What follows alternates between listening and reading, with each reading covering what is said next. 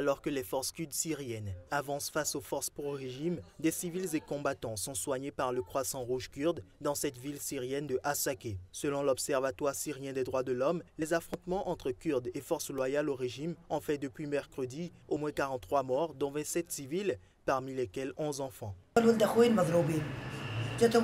Mes neveux ont été blessés par des bombardements. Ils sont orphelins. Ils n'ont personne. La situation est mauvaise. Nous n'avons rien. Nous n'avons pas d'argent. La famille est éparpillée.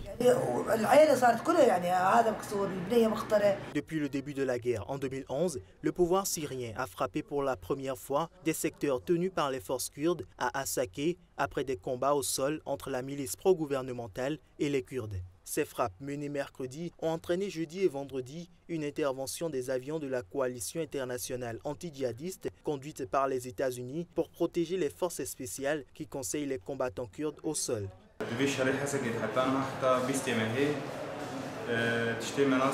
Il y a eu près de 20 offensives à Hasakeh ce mois-ci et nous avons enregistré 24 morts, dont des combattants et des civils.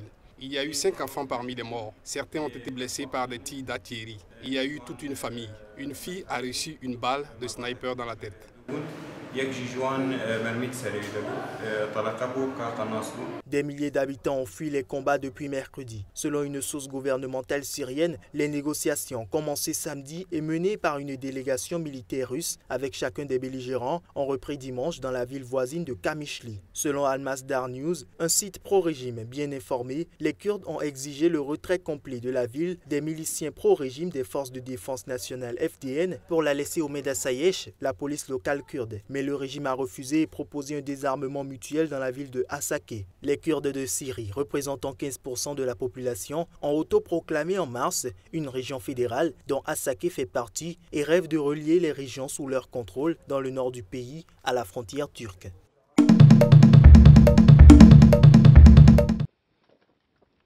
Les rebelles des Vengeurs du Delta du Niger ont annoncé ce week-end un cessez-le-feu conditionnel et accepté de négocier avec le gouvernement du Nigeria après 8 mois de sabotage dans le sud pétrolifère du pays qui ont largement affaibli son économie. Dans un message posté samedi soir sur leur site web, les Vengeurs disent avoir discuté autour d'une table avec le gouvernement du Nigeria, des représentants des pays d'où sont issues les multinationales pétrolifères et des membres de la communauté internationale neutre. Les Vengeurs s'engagent dans leur nouveau message à observer une cessation des hostilités dans le Delta du Niger contre tous les intérêts des multinationales pétrolifères. Mais ils posent des conditions. En contrepartie, disent-ils, le parti au pouvoir doit arrêter les intimidations, invasions et les agressions contre les citoyens innocents, notamment de la communauté Liaou, qui représente la majorité des habitants des États du Delta, Beissa et de Rivers. Les Vengeurs du Delta ont revendiqué la plupart des sabotages sophistiqués perpétrés contre la compagnie pétrolière nationale, NNPC, ainsi que contre des installations de sociétés étrangères comme Shell, Chevron et Eni depuis le début de l'année. Le ministre nigérian du pétrole, Emmanuel Ibe Kashiku, a tiré la sonnette d'alarme cette semaine, déclarant que 1600 oléoducs ont été vandalisés depuis le mois de janvier. La production de pétrole, qui compte pour 70% des recettes de l'État, a diminué de 21,5% par rapport au mois de janvier, selon les chiffres de l'OPEP, entraînant le Nigeria dans une grave crise financière et énergétique. À la suite des sabotages et de la chute des cours du brut, le pays a perdu sa place de première économie et de premier exportateur de pétrole d'Afrique.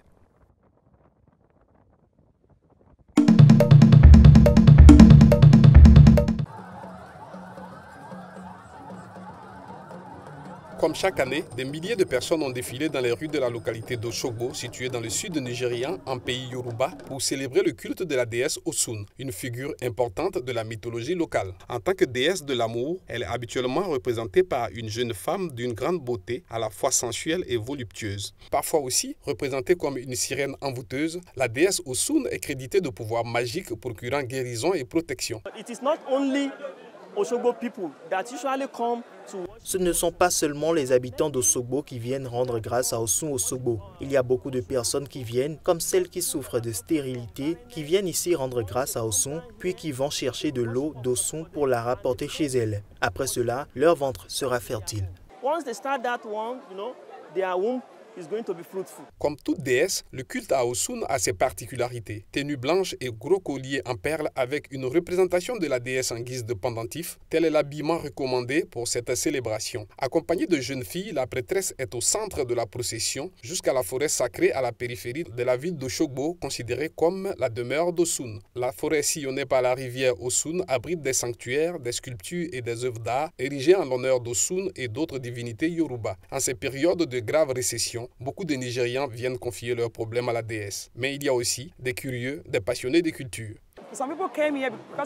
Quelques-uns sont ici pour l'aspect religieux de l'événement. Mais moi, je ne suis ici que pour l'aspect culturel. Voir ce qui se passe, c'est formidable parce qu'on s'habille selon nos traditions. Et puis, les gens pensent aussi qu'être ici leur permet d'être comblés et qu'ils pourront facilement accomplir leur destin.